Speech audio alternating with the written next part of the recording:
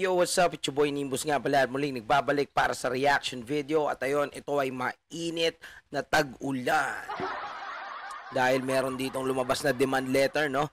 By Acetylene featuring Quintinic na makikita natin sa YouTube channel ni OG Supremo. So marahil ito ay alter ego. Okay, so ayun, una, basahin muna natin yung nakapaloob dito sa kanyang details. Okay, anong gagawin mo kapag yung taong tinuring mo na kapatid sa mahabang panahon may maitim na balak pala sa'yo hanggang dumating sa punto na hindi na niya kinaya ang inggit at selos na nadarama niya at isang araw pinadalhan kanya ng demand letter para hablahin ka sa anumang paratang na siya naman ang unang gumawa. Tama nga naman, wala namang problema na hindi na pag-uusapan. Tama kayo, pero bakit kailangan dumaan sa demand letter? Dahil doon palang tinuldukan na ang samahan na hindi sana magigiba. Sa mga hindi nakakaalam ng pangyayari, ito ang pinag-ugatan ng lahat. Nang dahil sa inggit at selos ng taong pinagkatiwalaan ko, ito ang sinukli sa akin. Ito ang laban at hamon sa buhay ko na kailangan kong harapin at panindigan. Nag-uumpisa pa lang tayo, Igan. Hindi pa ito ang huli dahil ako ang tatapos sa gusot na iyong sinimulan. Yon. So grabe, no? Mukhang matinding digmaan ang mangyayari, mga Ropa Pips. So ayan, mababasa natin mga comment. Umay, nakakadismaya, umalis sa Dunggalo, sumama sa kabila, loyalty over everything, yung pahabol sa dulo, ayan. Respeto sa lahat ng TBS sa mga OG. Yan, grabe, to OG Supremo, Mala Andrew E, Move, next time featuring with Looney and XB. OG Supremo is on fire. So ayun, hindi na natin papatagalin to dahil sa mga nababasa natin na mukhang mainit nga talaga to. So, ayun. Let's go. Pakinggan na natin to. Demand letter, Acetylene featuring Tinik. Let's go. Sa 27 taon, matagal-tagal ako nagtimpe, pero di ko na maatim-atim ngayon ang kasukla-sukla mong ugali. Ito na ang tamang panahon para sa sarili ko na lang ituon. Kaya Igan, makinig ka, kasi sa tenga mo aking ibabaon. Puking ina ka, tanga maka pa, nagpaplano ka pa na magdemanda. Himay-himayin natin ang iyong reklamo para malaman kung kaso-asunto. Bumutok ka sa galit nung ako ay nagsulo. Sino bang naunang gumawa sa grupo? Lumalakad pusa ka dati na mag-isa. Ni minsan wala kang narinig, sa aming dalawa wala naman kasi.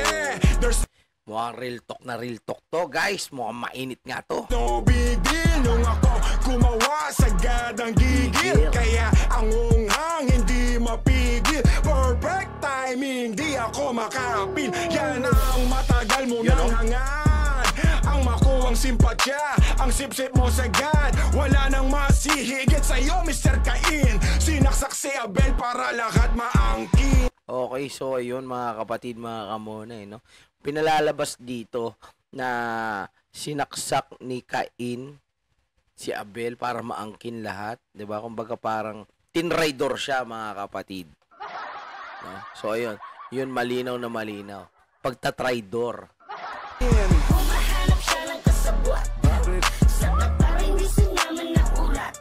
Saan daw? Sa Qatar?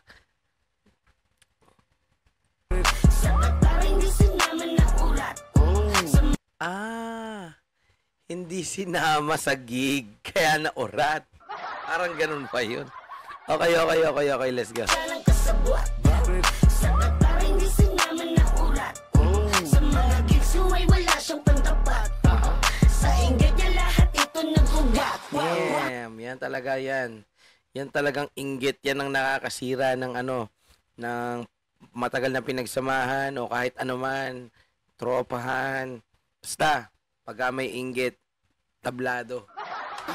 Humahanap siya ng kasabwat. Sa Qatar hindi sinama na urat. Jeez, na urat. Guys, pag hindi kayo sinama na urat ba kayo? Sa mga gigs ay wala siyang pantapat. Sa inggit niya lahat ito nagugat. Yeah, it's on Ito fire. ang isa sa iyong reklamo. Sa walang TF, doon ka pa nag-inaso. Oh, mahirap yun pag walang TF yung gig. Out ka na, diba sa gig na libre? Ba't naghimutok ka nung di ko tumimbre? Para sa akin lang ba yun? Presensya ko doon. Kahit wala ka, ako na ang tumugon. Tapos noon, at saka sinambit mo pa na bawal kong gamitin ang at nakangam. Isa kang Uy, ano kaya yun, no? Ambit mo pa na bawal kong gamitin ang at nakangam. Ano yun, guys? Ayan, medyo na-reverse yung ano yung word, no? So, nahirapan tayong alamin. At saka sinambit mo pa na bawal kong gamitin ang at nakangam. Pagkakaintindi ko Okay, so ayan. Hindi ko maintindihan pero kung medyo naintindihan nyo, guys. Yan, type nyo kung ano yung palagay nyong ibig niyang sabihin doon, guys. Let's go. Tuloy natin. At saka sinambit mo pa na bawal kong gamitin ang at nakangam. Isa kang malaking suga palitiran. Tingin mo kung wala kami, aangat ka animal. Tandaan mong sa audition, di ka dumaan. Nasabit ka sa minot kasi si Koko'y dahilan at eto. Oh, so yun, hindi dumaan sa tamang proseso sa audition. Kumbaga naging instant, 'di ba? Ang hindi alam ng mga tao, likas ang paggapang sa iyong pagkatao. At wala ka sa tuktok para hilahin pababa. Gumising sa bangungot, tanggalin ang muta. Humahanap siya ng kasabwat. Ewan ko ba, ba't natatawa ako dun sa sa visuals? Parang gago yung visuals no? Ako pasabay yung ganun, tapos tawang nakangiti Sa Qatar hindi sinama na urat. Sa mga gigs ay wala siyang pantapat. Sa inggit niya lahat ito nagugat. Humahanap siya ng kasabwat. Buat. Sa Qatar hindi sinama na urat. Sa mga gigs ay wala siyang pantapat. Sa inggit niya lahat ito nagugat. Sa ating dalawa, sino ang masiba? Sa mga deals ko, gusto mo kasama ka. Bakit ha? Nilamangat ka ba sa pera? Oh, usapang na yan pera na yan. Okay, 50-50 hatian sa asking mong 50. 50 hatian sa asking mong 50. Takot ka sa sarili mong multo, kapatid. Imbis na magpasalamat sa makatuwid, ikaw pa ang galit. Parang innocent sa loob ng oblo. Ako ang violent, masyado kang transparent. Ika'y invisible sa paggulangan. Ika'y most valuable. Panggap na ape, unbelievable. Di ka pani-paniwala, incredible. Nabaliktad ang istorya, reversible. Lakas ng loob, nakasandal sa untouchable. Namnamin mo ang ganti ko, Bombogard. Intro pa lang tayo, wala pa sa start. Humahanap siya ng Damn, kasabwat. umpisa pa lang, intro pa lang. Sinama na urat. Sa mga gigs ay wala siyang pantapat. Sa inggit niya lahat ito nagugat. Humahanap siya ng kasabwat. Sa Qatar hindi sinama na urat. Sa mga gigs ay wala siyang pantapat. Sa inggit niya lahat ito nagugat. Hindi ako umalis, tinanggal niyo ako. Damn. Hindi siya umalis, tinanggal nyo ako. Yun ang sinabi niya rito sa last part na sobrang yun talaga yung yung pinupunto, 'di ba? So ayun, alam na natin, guys. Hindi ako umalis, tinanggal niyo ako. So ayun, tinanggal daw pala siya. Kaya nawala siya. So ibig sabihin hindi siya umalis. Okay, guys, ayan napakinggan natin ang Demand Letter, no? Ito, mainit na mainit. Naka-upload kay OG Supremo. Yan, basa pa tayo ng konti dito. Lalo pang lumala. No ba yan? Wala na bang pag-asa maayos to? Nakakalungkot na ang dating idol ko na krusada ay humantong pa sa ganito. Tangina, angas nung Quintinik. Swabe yung beat. Oh, angas nga ang angas, lupit.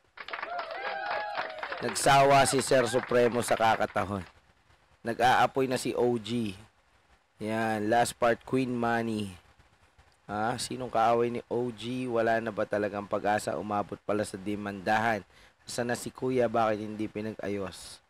Yan, tinanggal pala. Yun, sana lumabas na si Pooch. Wala na to. Ayan, toxic. Kasi sa Dunggalo. Weh. What if scripted lang to? Yan, ugok. Sino si Acetylene? Yan. Basahin natin yung mga reply. OG Supremo, new alter ego. Ayun. Okay, so ayun guys. May nag-comment dito na si Acetylene ang bagong alter ego ni OG Supremo. Okay, so ayun mga kapatid, mga kamonay. Nasaksihan natin ang isang napakalupit na diss track mula kay Acetylene featuring Queen Tinig. Okay guys, at syempre kung di pa kayo nakapag-subscribe, mag-subscribe na kayo kay OG Supremo and hit the like button. At yon para abangan natin yung mga susunod na lalabas pa dahil nga gaya ng sabi niya rito, ito ay intro pa lang at ito ay umpisa pa lang. Diba? Ayan, sa mga gusto mag-abang, abang-abang na kayo dito, mag-subscribe na kayo. At syempre sa aking YouTube channel, Nimbus TV, mag-subscribe na rin kayo para updated kayo pag naglabas na ako ng reaction video. Okay, so ayun, abangan natin ang malupit na digmaan, kung may digmaan, at tingnan natin kung ano yung mga susunod na mangyayari. Okay, so ayun mga kapatid, mga kamonay, hanggang dito na lang at hanggang sa muli. Maraming salamat sa pagsama at mag-ingat kayo dyan sa baha. Let's go! Malamig na mainit na rap game. Let's go! Sheesh!